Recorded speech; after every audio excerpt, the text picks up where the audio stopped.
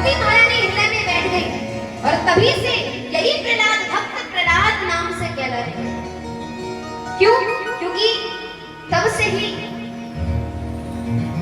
ये हरि का नाम जपने लगे। कोई कुछ भी कहे, हे हरि श्रीमद् नारायण श्रीमद् नारायण। हरि का नाम। गुरु जी शिक्षा ग्रहण करवा रहे हैं, गुरु जी पढ़ा रहे हैं और भक्त प्रहलाद पीछे बैठ करके हरि नाम जप रहे हैं। एक बार गुरु जी को शंका, खड़े हो प्रहलाद, क्या कर रहे हैं?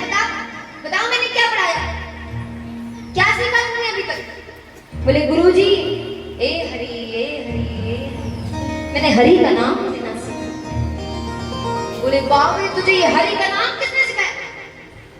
तुझे शर्म नहीं आती? तेरे पिताजी के विरुद्ध जाता है तू। तेरे पिता ने तुझे मना किया है ना कि कोई भी हरि का नाम नहीं लेगा। तेरी इतनी हिम्मत, तूने हरि का नाम लिया। तेरे पिताजी ने सुन लिया तो तू तो मारा जाएगा, मुझे नहीं मरवाएगा। दोबारा निकलेगा मुंह से नाम। बोले गुरु जी कछु भी कर लो, लेकिन ये नाम मुख से नहीं जाएगा। कछु भी कर लो, मार लो, कूट लो, कछु भी, लेकिन ये हरि का नाम मुख से नहीं जाएगा। भक्ति करो तो ऐसी करो। भक्ति में जब व्यक्ति चला जाता है तो लोग कई ताने मारते हैं, कई ताने, यहाँ तक कि घर वाले भी ताने मारते हैं, घर वाले भी नहीं छोड़ते। मस्तक पर तिलक या रोड पर निकल जाओ तो लोग क्या कहेंगे? हाँ, बड़ा भक्ति में लीन टहल रहा है, बड़ा भजन वाला टहल रहा है। कई लोगों के मुख से सुना है। कई लोगों ने ये सुन करके तिलक लगाना छोड़ दिया। तो आपसे निवेदन है मेरा, लोगों का काम है बोलना, उनका मुख कभी बंद नहीं होने वाला है। कभी न बंद हुआ है न कभी बंद होगा। ना खुद करते हैं ना दूसरों को करने देते हैं। सोचते हैं हम भी नहीं करें तो दूसरा भी नहीं करेगा, ना हम भी नहीं करने देंगे। तो वो आपको इस भक्ति मार्ग से विचलित करने का प्रयास करेगा, मन इधर उधर करेगा, लेकिन आपको उस भक्ति मार्ग से भटकना नहीं है। मस्तक से तिलक कभी हटाइए नहीं। लोग कुछ भी कहे, कुछ भी कहे तो आपको ये अभिमान होना चाहिए, क्या कि लोग कुछ भी कहें, लेकिन मुझे अभिमान इस बात का है कि लोग हमें एक भक्त के नाम से पुकारते हैं, एक भक्त के नाम से पुकारते हैं, एक हरि का कहलाता है, ये हरि का है। मुझे अहंकार इस बात का, अभिमान इस बात का है कि हम हरि के हैं। मेरे मस्तक पर ये श्री बाके बिहारी लाल जो विराजमान है, श्री प्रिया जो विराजमान है। अभिमान इस बात का है, अभिमान इस बात का करो कि ये ठाकुर हमारे साथ में। भक्त प्रहलाद को बहुत सताया गया। एक दिन हिरण्यकश्यप का आगमन, हिरण्यकश्यप हुआ है। हिरण्यकश्यप ने आकर के गुरुजी से पूछा, लाओ तनिक मेरे पुत्र को बुलाओ, प्रहलाद को बुलाओ, मैं पूछूं उसने क्या क्या शिक्षा ग्रहण करी। ठीक है, लेके आ रहे हैं महाराज। प्रहलाद जी आए, प्रहलाद जी को गोदी में बिठाया हिरण्यकश्यप ने और प्रश्न किया, लाला बता, गुरुजी ने क्या पढ़ाया, तूने क्या सीखा, मुझे सुनाओ। आज भक्त प्रहलाद ने क्या कहा सुनिए। श्रवणं कीर्तनं विष्णु स्मरणं पाद सेवनम् अर्चनं वन्दनं दास्यं सख्यमात्मनिवेदनम्।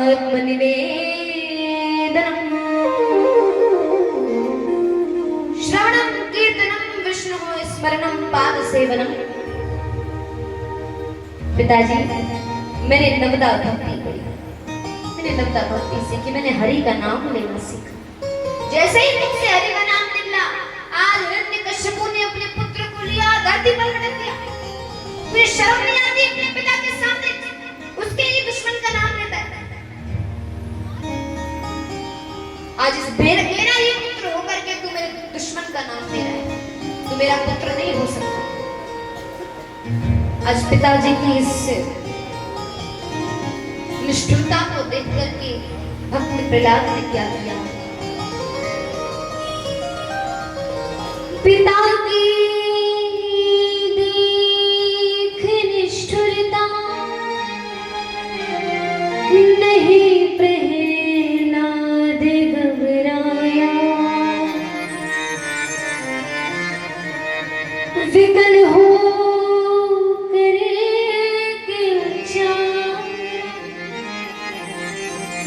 हरि शरणं हरि शरणं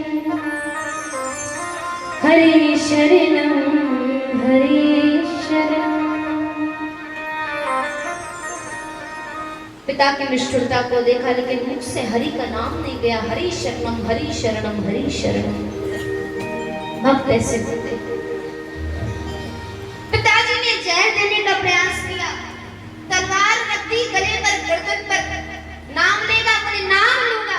पिताजी नाम नहीं जाएगा मेरे मुख से, मार डालो, मुझे काट डालो। जहर दिया, लेकिन जहर का भी कोई असर नहीं हुआ।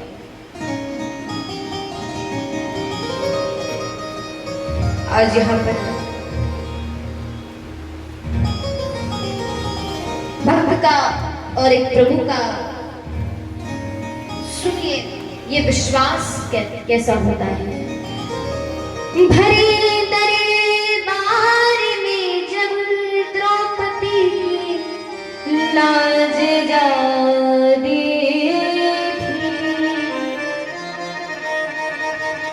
जब भरे दरबार में द्रौपदी मैया की लाज जा रही थी तो पांचों पांडवों के चरणों में गिर पड़ी थी। मेरी रक्षा करो स्वामी, आपकी धर्मपत्नी है। 20 सभा में मेरा चीर हरण हो रहा है, मुझे 20 सभा में नग्न अवस्था में किया जा रहा है और आप हमारी रक्षा नहीं कर रहे हैं स्वामी। हर एक के पैरों में जाकर के गिड़गिड़ाई है द्रौपदी, लेकिन सबने सर नीचे कर लिया, किसी ने रक्षा नहीं करी, किसी ने सहायता नहीं करी। जब किसी ने सहायता नहीं करी तो द्रौपदी मैया को विश्वास था कि अब कोई नहीं आएगा, मेरा भाई मेरा कृष्ण आएगा मुझे बचाने। बहुत देर तक प्रयास किया कि अब ये जो साड़ी है ये अब ना खुले। और जब ये विश्वास घर वालों के प्रति से टूटा तो वो पल्लू छोड़ दिया और दोनों हाथ ऊपर कर दिया। और दोनों हाथ ऊपर करके क्या कहा, लगाया प्रेम से नारा, हरि शरणं हरि शरणं हरि शरणं हरि शरणं। प्रेम से नारा लगाया, हरि शरणं।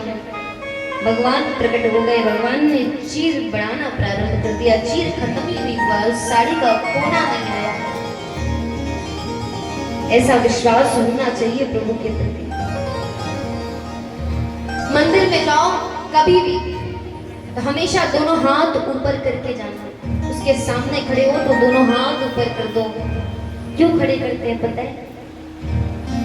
कन्हैया प्रभु दुनिया में तो भेज दिया, लेकिन किसी पर विश्वास नहीं है, तुझ पर विश्वास है। ये जीवन, ये देह तुझ पर सौंप दिया मैंने। अब ये हाथ तू पकड़ ले कन्हैया। अगर तूने नहीं पकड़ा तो हम इस स्मृति में, इस मोह माया में डूब जाएंगे, इस जाल में डूब जाएंगे। आज भक्त प्रहलाद को बहुत सताया गया, बहुत सताया गया। भक्त प्रहलाद आज हिरण्यकश्यप कह रहे हैं भक्त प्रहलाद से, सुनो प्रहलाद, तुम्हें विश्वास है तेरा हरि आएगा? बोले हाँ आएगा।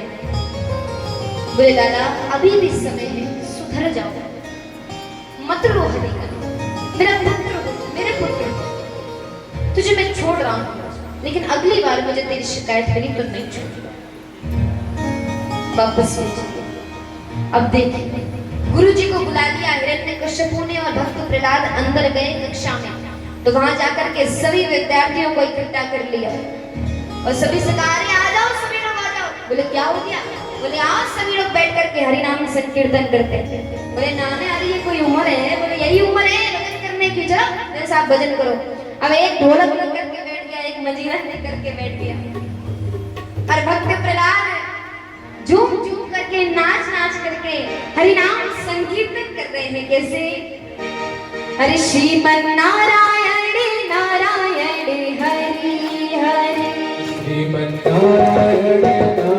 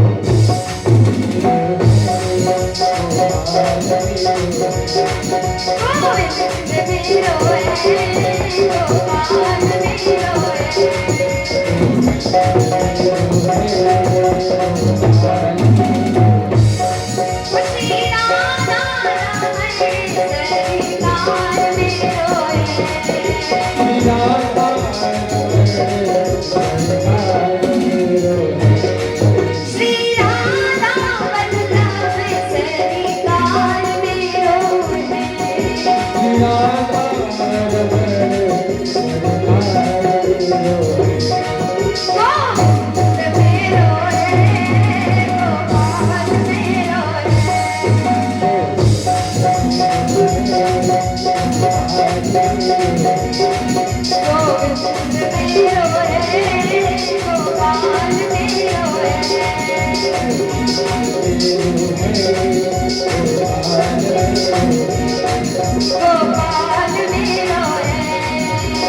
मेरो है गोपाल मेरो है गोपाल मेरो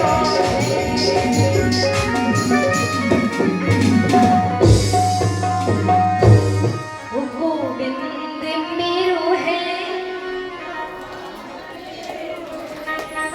गोविंद मेरो है श्री राधा रमण श्री राधा वल्लभ गोविंद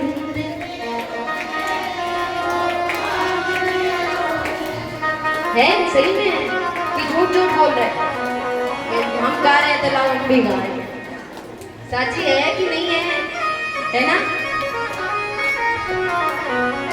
बुली बाल गोपाल की तो आइए यहाँ पर बड़े सुंदर भाव से हमारे श्री प्रहलाद जी ने संकीर्तन प्रारंभ किया। ये धुन पहुंच गई गुरु जी के पास। हिरण्यकश्यप के अंदर ये कौन बोल रहा है हरि का नाम, चलो मेरे साथ। देखा तो आज सभी बच्चे नाच रहे हैं, भजन कर रहे हैं। आज जब क्रोध आया हिरण्यकश्यप को तो घसीट के लेकर के आए प्रहलाद को। नहीं मानेगा तू? पिताजी नहीं मानूंगा, नहीं मानेगा, नहीं मानूंगा, कछु भी कर लो नहीं मानूंगा, भजन नहीं छोड़ूंगा।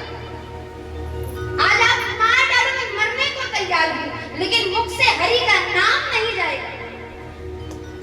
आज निकाली तलवार, बुला आज हरि को, मैं भी देखूं तेरा हरि कहां से आएगा। बुलाओ कहां से हरि आएगा। बोले पिताजी जहां से बुलाओ वहां से आएगा। बोले अच्छा एक बात बता, क्या ये खंबा फाड़ करके तेरा ये हरि आ सकता है? बोले पिताजी मैं बुलाऊं तो वो जरूर आएगा, जरूर आएगा। बोले तो अगर सामर्थ है तेरी भक्ति में तो बुलाओ आज उस हरि को, मैं भी तो देखूं। आज जैसे ही नाम लिया है हरि हरि, जैसे ही हरि को बुलाया आज खंबा फाड़ नरसिंह भगवान प्रकट हो गए। बोलिए नरसिंह भगवान की, भक्त प्रहलाद की जय। आज खंबा फाड़ दौड़ते हुए नरसिंह भगवान प्रकट हुए। सीधे गए और हिरण्यकश्यप को दबोच लिया और अपनी जंघा पर लिटा दिया। और जंघा पर लिटा करके प्रश्न करने लगे, बता हिरण्यकश्यप क्या चाहता था, क्या कहना चाह रहा था? तुझे मारने वाला कोई पैदा नहीं हुआ, तो आज मैं स्वयं तुम्हें मारने के लिए आया। हिरण्यकश्यप कहने लगा, महाराज प्रभु आप गलत कर रहे हैं, मुझे आप मार नहीं सकते। क्यों नहीं मार सकता? क्यों नहीं मार सकता? बोले मुझे वरदान दिया है ब्रह्मा जी ने, मुझे कोई मारने वाला पैदा नहीं हुआ। बोले अच्छा सुन, पहला वरदान है ना मैं नर से मरूं, ना मैं पशु से, ना मैं अस्त्र से मरूं, ना मैं शस्त्र से। तो सुन, ना मैं नर हूं और ना मैं पशु हूं, मैं नरसिंह हूं। दूसरा वरदान, ना मैं अस्त्र से मरूं, ना मैं शस्त्र से। तो देख मेरे हाथ खाली है, ना मेरे हाथों में अस्त्र है, ना मेरे हाथों में शस्त्र है। तीसरा वरदान है ना मैं बाहर मरूं, ना मैं भीतर। तो देख ना तू बाहर है ना तू भीतर है, तू बीच चौखट पर है। इसके बाद ना मैं ऊपर मरूं ना मैं नीचे। तो देख ना तू ऊपर है ना तू नीचे, तू मेरी जगह पर है। इसके बाद वरदान मांगा था ना मैं दिन में मरूं ना मैं रात में। तो देख ना ये दिन है ना ये रात है, ये संध्या का समय है। अंतिम वरदान, 12 महीने में किसी भी महीने में ना। और देख ये 13वां महीना चल रहा है, अधिक मास। हाथ जोड़ लिया हिरण्यकश्यप ने, प्रभु क्षमा कर, भूल हो गई। आज क्रोध आया जब हिरण्यकश्यप के ऊपर नरसिंह भगवान को, तो आज अपने नाखूनों से सीना चीरते हुए चले गए। और आज इस हिरण्यकश्यप का गोविंदाय नमो नमः बोले नरसिंह के भगवान आज यहाँ पर हिरण्यकश्यपु का उद्धार। भगवान नरसिंह प्रहलाद जी के पास में आए, अपनी जिह्वा से, अपनी जीभ से भक्त प्रहलाद को चाटना प्रारंभ कर दिया। गिरते गिराए पुनि जल में डुबाए, अग्नि में जलाए कमी राखी ना सताने में, हृदय से लगाए लिपटाए कहे मार मारे, करुणा स्वरूप लगे करुणा दिखाने में, मंजुल मुखार विंद चूमी चूमी कहे प्रभु, क्षमा करो मोहे पुत्र देवी भई आने में। लाला मोहे क्षमा करो, मुझे देरी हो गई आने में, मुझे बहुत सताया गया। भक्त प्रहलाद प्रसन्न हो गए, प्रभु आपने मेरी रक्षा करी। प्रबल प्रेम के पाले पड़कर प्रभु को नियम बदलते देखा, अपना मान भले टल जाए पर भक्त का मान ना टलते देखा। आज इस प्रकार से भगवान नरसिंह का प्रागट्य हुआ और नरसिंह भगवान ने भक्त प्रहलाद की रक्षा करी। इस प्रकार से ये भक्त प्रहलाद का चरित्र आया। आइए यहीं से भगवान वामन का अवतार करेंगे, इसके बाद हमारे शिव भोले का उसका वर्णन करेंगे। बोले वामन भगवान की।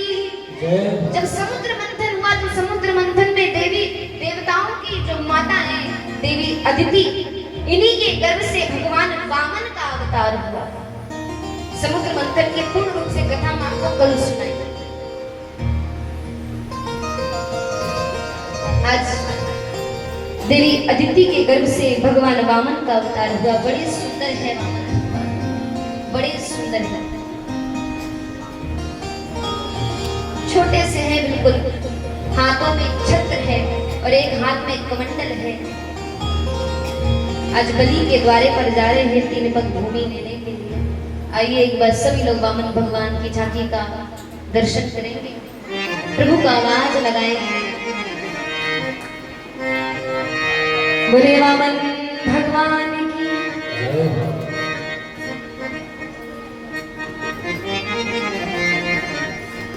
हरि रूप वामन को बनायो रे,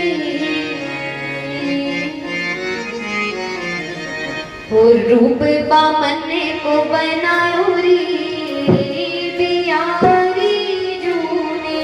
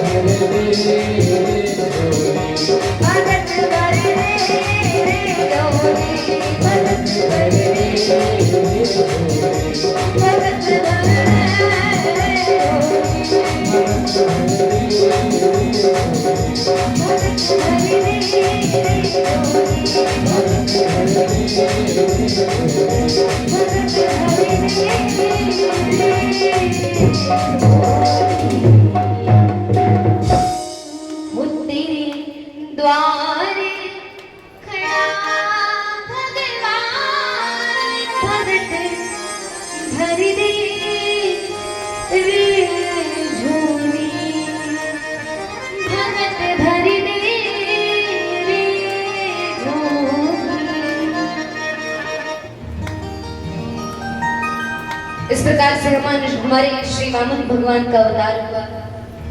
आइए ज्यादा समय ना लेते हुए चलते हैं यहीं से भगवान शिव के विवाह की ओर। भगवान भोलेनाथ का विवाह इसके संग में हुआ, ये तो सब जानते हैं। पहले माता पार्वती का पूर्व जन्म जानेंगे, इसके बाद अगला जन्म जानेंगे। तो आइए यहीं से बड़ा सुंदर सती जी का चरित्र है। बोलिए देवों के देव महादेव जय। सती जी का चरित्र बड़ा सुंदर चरित्र है। मैत्रेय मुनि आज विदुर जी महाराज से कह रहे हैं कि ये जो दक्ष है, ये दक्ष बड़ा ही शक्तिमान राजा है। ये जो दक्ष है ये बड़ा ही शक्तिमान राजा है।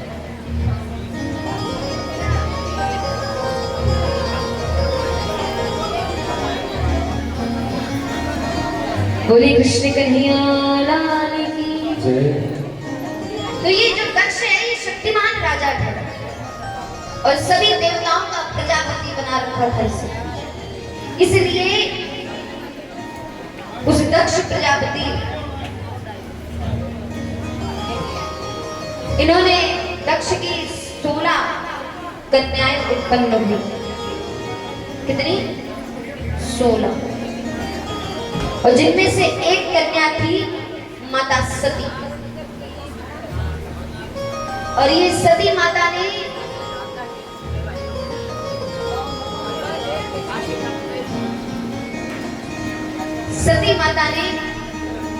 भगवान भोलेनाथ से विवाह किया।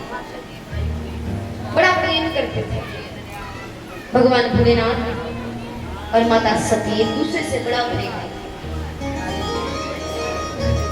अब देखिए, एक दिन दक्ष की सभा लगी थी। वहां सभी देवता ब्रह्मा विष्णु सब बैठे थे। उसी समय दक्ष प्रजापति का आगमन हो गया। तभी सब अपने अपने आसन से खड़े होकर के उनका सम्मान करते हैं। दक्ष सबने सम्मान किया, सब खड़े हो गए अपने आसन से, लेकिन एक देवता नहीं खड़े हुए। कौन?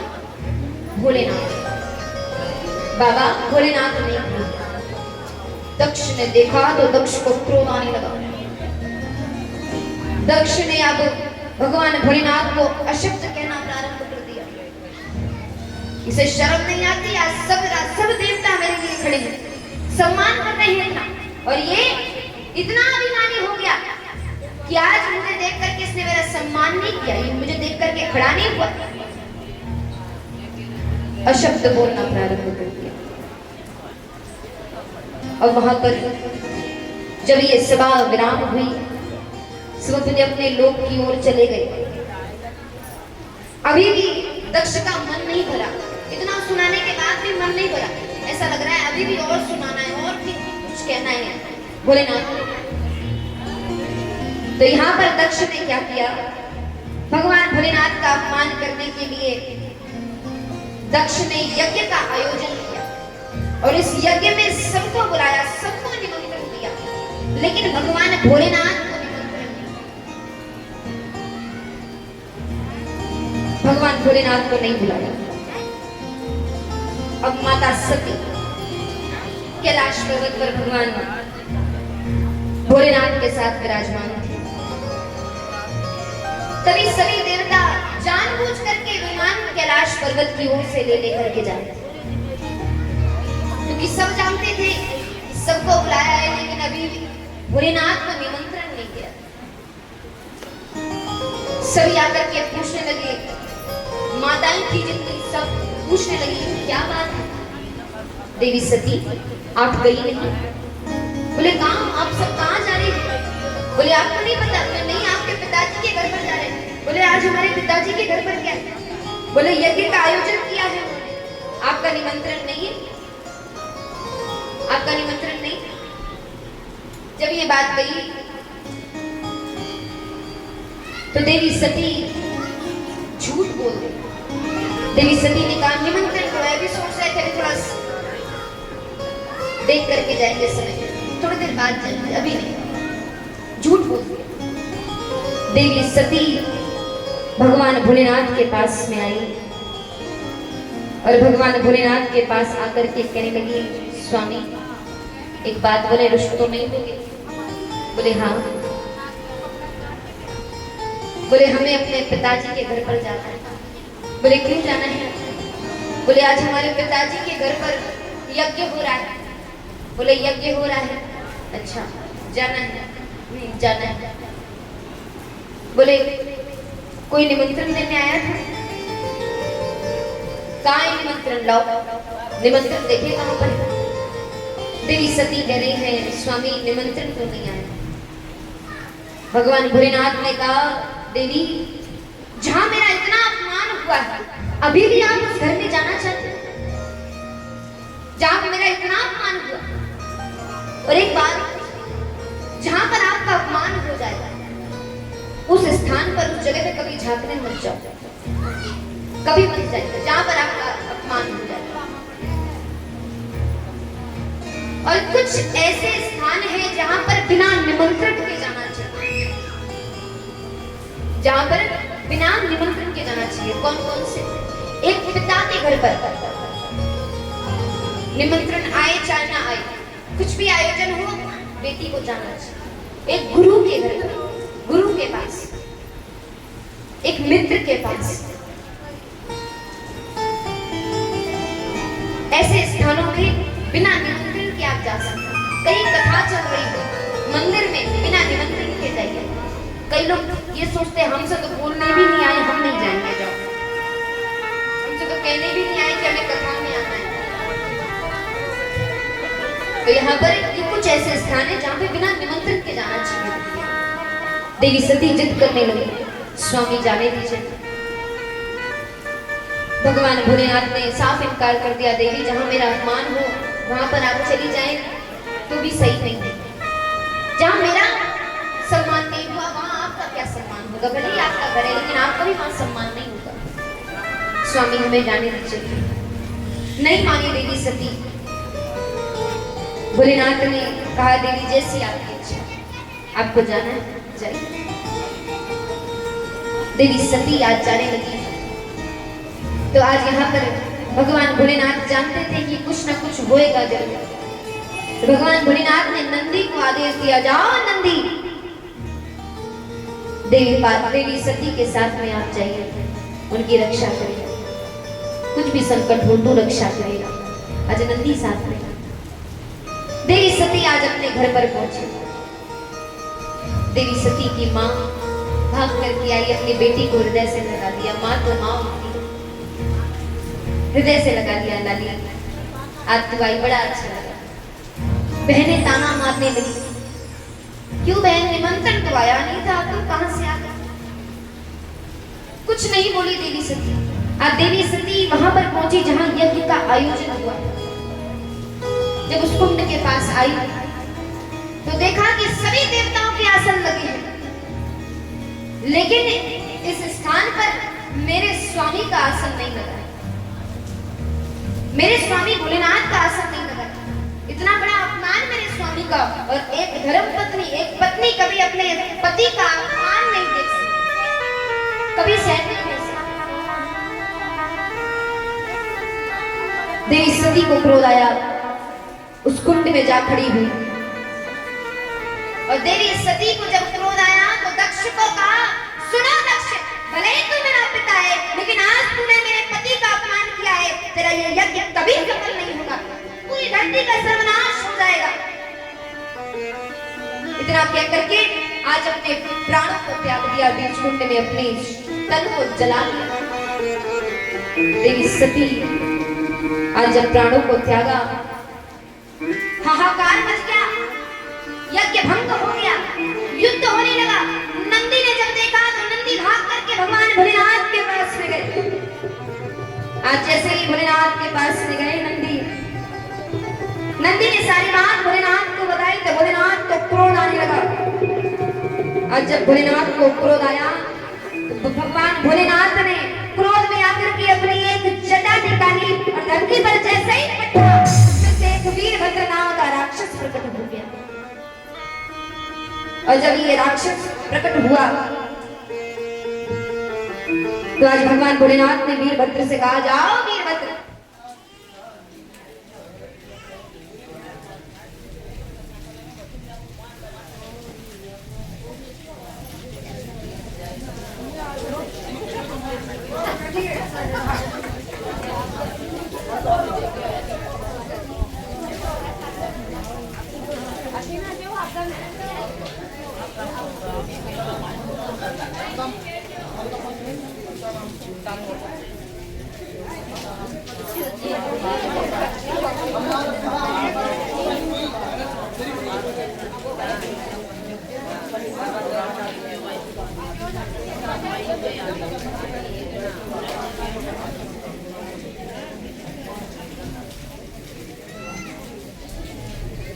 आप भगवान का नाम जपो,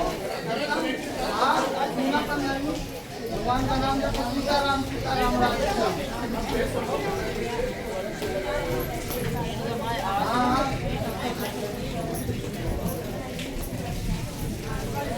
हम सीताराम सीताराम बोलना, तब तो गम्मत का होगा। बोलो सीताराम करते हो। हाँ, ऐसे सुनना करना है बिल्कुल। बोलते रहो सीताराम।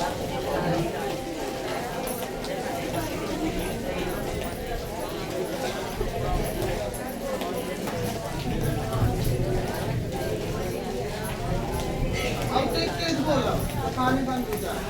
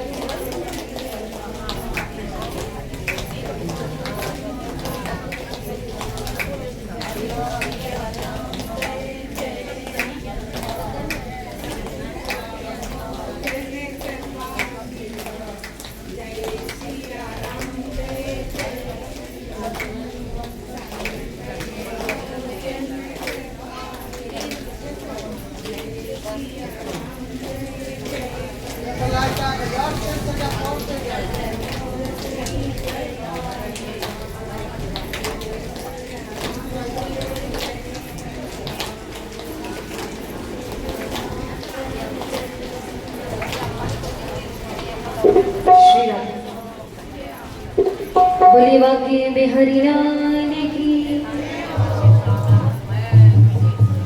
राधा रानी सरकार की। और जोर से बोली हरि के सहरी बाबा श्याम की, बाबा अमरनाथ की। आइए यहाँ पर भगवान भोलेनाथ ने वीरभद्र नाम के राक्षस को विदा जाओ और ये यज्ञ नष्ट कर दो, भंग कर दो। एक भी जीवित नहीं रहना चाहिए वहां पर, एक भी जीवित नहीं रहना चाहिए। आज ये राक्षस आया और इस यज्ञ में आकर के सबको मारना प्रारंभ कर दिया। सबको मारना प्रारंभ, सब अपनी जान बचा बचा करके भागने लगे। सभी देवता भागे, इधर भागे उधर भागे। दक्ष काम किया। धीरे धीरे ये वीरभद्र महाराज दक्ष के पास में पहुंचा और दक्ष के पास जाते ही क्रोध में आया और इसी दक्ष का घर से अलग कर दिया। सभी घबरा गए, प्रजा को चलाने वाला कोई नहीं, प्रजापति था ये तो। अब कौन चलाएगा इस प्रजा को? रोते रोते सब भगवान भोलेनाथ को याद करते हैं। आओ भोलेनाथ आओ, आकर के कृपा करिए।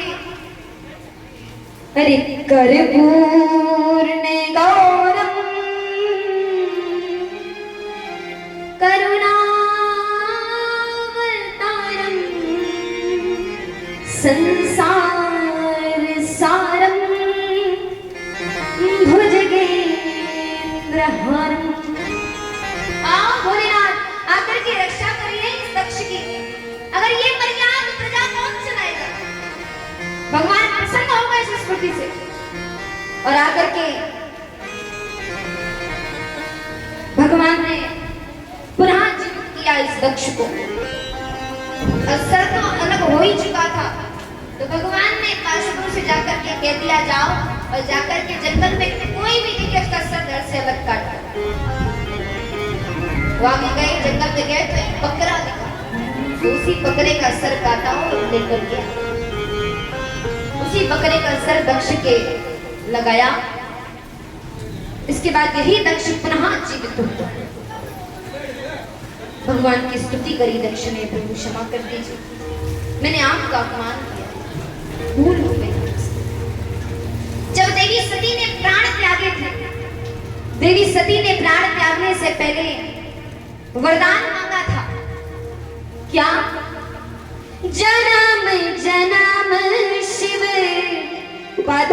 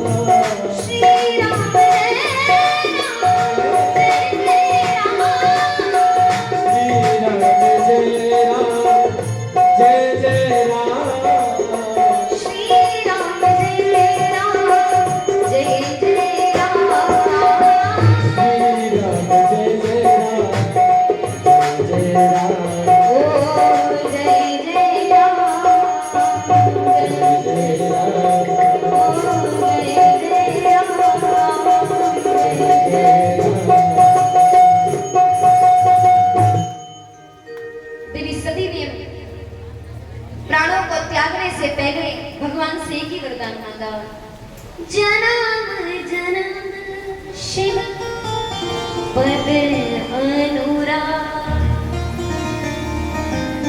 हमेशा हर जन्म में ऐसे ही हमारे भोलेनाथ मेरे साथ में रहे, हमें पति के स्वरूप में भोलेनाथ का साथ मिले। यही वरदान पूरा किया। अगला जन्म देवी पार्वती के नाम से कहलाई गई, जो कि रानी मैना के गर्भ से प्रकट हुई देवी पार्वती और हिमाचल की पुत्री हैं देवी पार्वती। आज यहाँ पर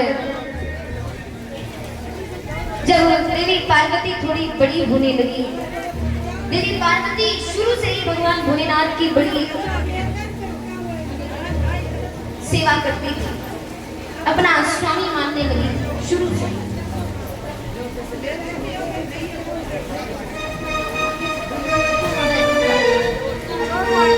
आज यहाँ पर एक दिन हिमाचल जी के पास में नारद जी पहुंचे और नारद जी पार्वती मैया के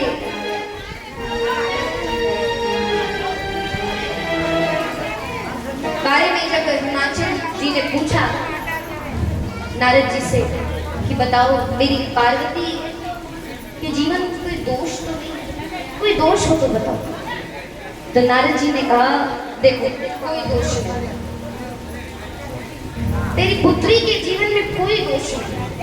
दोष हो तब तो बताए। आपकी पुत्री बड़ी भाग्यशाली है, बड़ी भाग्यशाली है आपकी ये लाली, और इसका जो स्वरूप है ये माँ भवानी का स्वरूप है, साक्षात माँ भवानी है, माँ दुर्गा है, कोई साधारण लाली नहीं। हिमाचल जी कहने लगे, अरे महाराज ये नहीं पूछ रहे, अरे कोई दोष तो नहीं है। अरे बोले दोष में तब तो बताऊं, मैं दोष नहीं है, कोई दोष नहीं। बोले हाँ आपकी लाली में कोई दोष नहीं, लेकिन जो इसका वर होगा, जिसके साथ इसका ब्याह होगा, उसमें बड़े दोष हैं। क्या दोष है? बोले सुनिए, आज यहाँ पर नारद जी वर्णन करते हैं। नारद जी कहने लगे कि इसके पति में दोष है। कैसे दोष बताइए तनिक हमें।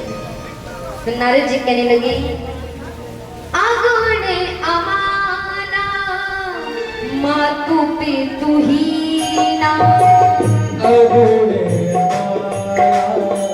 मातु पितु हीना, आगने अमाना मातु पितु हीना, अगुणे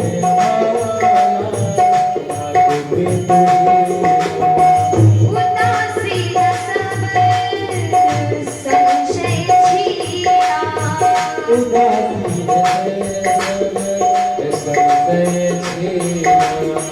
श्री राम जय राम जय जय राम, ओ जय जय राम जय जय राम, जय जय राम जय जय राम, जय जय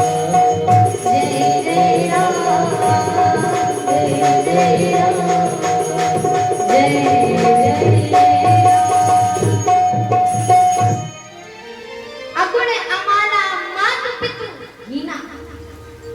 जो इसका वर होगा, न सास है तेरी लाली के, न ससुर होंगे।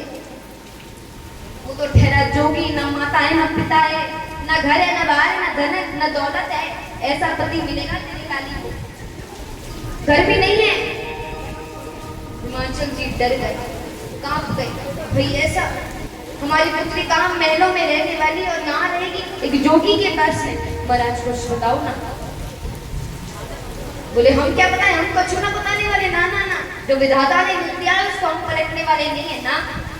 तेरी लाली का विवाह उसी के साथ होगा। तेरी नानी भी चाहती है कि मेरा विवाह उन्हीं के साथ हो। आज यहाँ पर हिमांशु पुत्री के पास गए। लाली एक बात बताओ। हाँ पिताजी पूछिए। कोई मंदिर बात तो नहीं है, आप नारद जी की बातें चल रही हैं। पिताजी एक बात बोले। हाँ लाली बोले।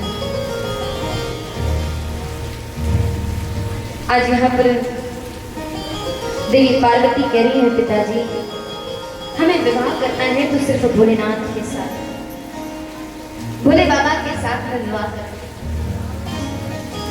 हिमाचल जी ने सोचा ये बात तो बिल्कुल सत्य हो रही है ना। मना कर दिया, नहीं लाली वो ठहरा जोगी पाँव जोगी के पल्ले पड़ रही। नहीं पिताजी मुझे उसी के साथ विवाह करना है, वही मेरे स्वामी है, उन्हीं के साथ मेरा ब्याह होगा। अब यहाँ पर हिमाचल तनिक तैयार है थोड़ा, ठीक है तेरी इच्छा है। अब यहाँ पर मन भी नहीं है माता पिता का, क्यों? क्योंकि ठहरे जोगी, मन भी नहीं है माता पिता का कि इसके साथ में विवाह हो। लेकिन पुत्री की इच्छा है तो हम ही भतीजा कर, तू जिसमें खुश है जा। देवी पार्वती ने घोर तपस्या करी भगवान शिव को पाने के लिए। इतनी घोर तपस्या करी, आज भगवान प्रसन्न हो गए इस तपस्या से, भगवान भोलेनाथ। और भोलेनाथ ने एक ऋषि को भेजा, जाओ और जाकर के देवी पार्वती की परीक्षा। ऋषि आए, परीक्षा ली देवी। अरे क्या एक जोगी के पीछे पड़ी, अरे कछुरा मिलने वाला से ब्याह करके। जब ये बात कही तो ये बात सुन करके देवी पार्वती कह रही है महाराज हमें कछु ना चाहिए, हमें हमारे भोलेनाथ चाहिए। हमें कोने में पड़े रहेंगे, उस पहाड़ों में रह लेंगे, कुछ भी ना मिले खाने को, लेकिन मेरे स्वामी हमें मिल जाए। भोलेनाथ प्रसन्न हो गए, विवाह की तैयारियां होने लगी। आज यहाँ पर देवी पार्वती भी विवाह की तैयारी कर रही है, कि घर में खूब धूम मची हुई है। अब देखिए ब्याह का समय आ रहा है। अब यहाँ पर भगवान भोलेनाथ तैयारियां कर रहे हैं। सभी देवता इकट्ठा हो गए। अरे हमारे बाबा की शादी है, हमारे बाबा का विवाह है, तैयारी करो तैयारी करो। बाबा बोले हम क्या तैयारी करें? क्या ही तैयारी करें? अरे साधारण सी बारात लेकर के चलो। अरे नहीं महाराज नहीं प्रभु, ऐसी साधारण बारात तो नहीं जाएगी ना। सभी देवता तैयार होकर के बढ़िया श्रृंगार करके आ गए। ब्रह्मा जी गए, भोलेनाथ देख लो। बोले क्या देखो? सब तैयार होकर के आ गए, लेकिन आप अभी ऐसे ही बैठे हो। दूल्हा तो खुद ही बने जा रहे हैं। दूल्हा यहाँ शांति से बैठा है, दूल्हे का कोई अता पता नहीं है, और अपना तैयार होकर के आ गए। भोलेनाथ आपका श्रृंगार कौन करेगा? कौन करेगा? आज यहाँ पर ब्रह्मा जी ने कहा पहले धैर्य, हम अब श्रृंगार करते हैं। अब देखिए बड़ा सुंदर श्रृंगार हो रहा है भगवान भोलेनाथ का, बड़ा प्यारा श्रृंगार है। आज देखिए पूरा श्रृंगार सर्पों से हो रहा है। सर्प जानते हैं? कानों में छोटे छोटे नाग फंसा दिए गए, कान के कुंडल बनाए गए नागों से। अब सहरा लगता है, सहरा जानते हो? अब सोचिए इसको कैसे बनाए। सभी नागों को बुलाया, सभी नागों को आवाज लगाया, हरे हर महादेव, हरे हर महादेव, हरे हर महादेव। जैसे ही हर हर महादेव का जयकारा सुना, सभी नाग इकट्ठे हो गए। बताइए प्रभु क्या करते? बोले जितने पतले पतले सांप एक तरफ हो जाए, मोटे मोटे सांप एक तरफ हो जाए। अब पतले पतले छोटे छोटे सांप एक तरफ हो गए।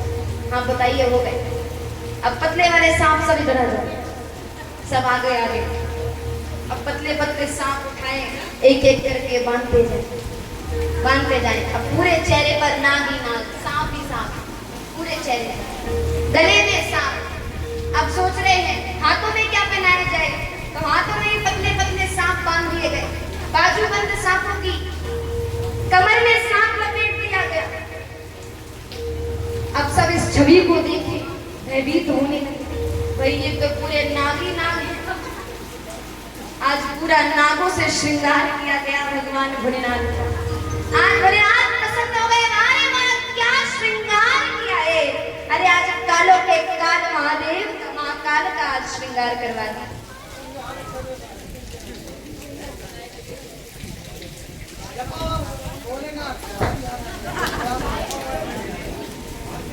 बोलिए शिव शंकर महादेव की। अब देखिए सभी देवता आ गए। चलिए प्रभु चलिए बारात लेकर के चलिए। अब देखिए सांपों का तो श्रृंगार हो गया, बड़ा सुंदर श्रृंगार। इसके बाद भोलेनाथ वैसे ही तन से बड़े गोरे थे, बड़े गोरे थे। अब यहाँ पर एक गढ़ गया भाग करके, और भाग करके चिता जल रही थी ताजी, लेकर के आया राख, और पूरे बदन पर पूरे ऊपर से डाल दिया। पूरे आज भगवान भोलेनाथ जोगी का वेश बना करके चल रहे हैं। इतना सुंदर श्रृंगार, बड़े सुंदर लगे। और जैसे ही ये तीनों नेत्र खुले, बड़ा सुंदर श्रृंगार है। आज नंदी पर सवार हो गए, नंदी पर सवार हुए। आगे आगे सभी देवताओं ने सोचा अगर इनके साथ चलेंगे तो आगे तो हमसे ही देख के भागेंगे, हम नहीं देखते कि भाई ये कैसे बारात। देवता आगे भाग गए। ब्रह्मा जी कहे ये बताओ प्रभु बारात तो आपकी है, देवता तो पहले ही चले गए, बाराती का। बोले चिंता ना करो। बोले क्यों, क्या करेंगे? बोले अब बोले भगवान भोलेनाथ कह रहे हैं अगर अपनी टीम रहती है तो ज्यादा आनंद रहता है, अपनी दूसरे की टीम रहती है तो आनंद इतना नहीं रहता। तो आज भगवान भोलेनाथ कह रहे अब हमारी टीम को बुलाइए। बोले कौन? बोले हमारे गढ़ कौन? बोले प्रेत भूत पिशाच। बोले बुलाया जाए। आज यहाँ पर आवाज लगाया, हरे हर महादेव शंभो, हर हर महादेव हर हर महादेव शंभु। नाम सुनते ही सभी गढ़ इकट्ठे हो गए। अब देखिए इनके गढ़ कैसे हैं। इनके गढ़ सुनना कैसे गढ़ है। एक गढ़ सबसे पहला गढ़ भाग करके आया, जिसकी खोपड़ी उसके हाथ में, जिसका सर उसके हाथ में। भगवान देखे, ब्रह्मा जी देखे, भाई ये बड़ा ही अद्भुत गढ़ है। सर हाथ में लेकर के बैठा है, सर है ही नहीं इस पर। दूसरा गढ़, किसी का मुंह गायब है। तीसरा, किसी का मुख भी नहीं है, किसी के दांत भी नहीं है। इसके बाद यहाँ पर किसी के हाथ नहीं है, और किसी के हाथ है तो हाथ भी एक है नहीं। किसी के हाथ ही हाथ है, किसी के हाथ है, किसी के हाथ ही हाथ है, और किसी के एक मुंह है, किसी के मुंह ही नहीं है, और किसी के इतने मुंह है कि पूछो ना। अब यहाँ पर एक ऐसा गढ़ आया जिसका पांव पेट से निकल के आ रहा है। पांव भी पेट से निकल के आया, पेट के बीच से पांव निकलता है। ऐसे ऐसे गढ़ प्रभु के।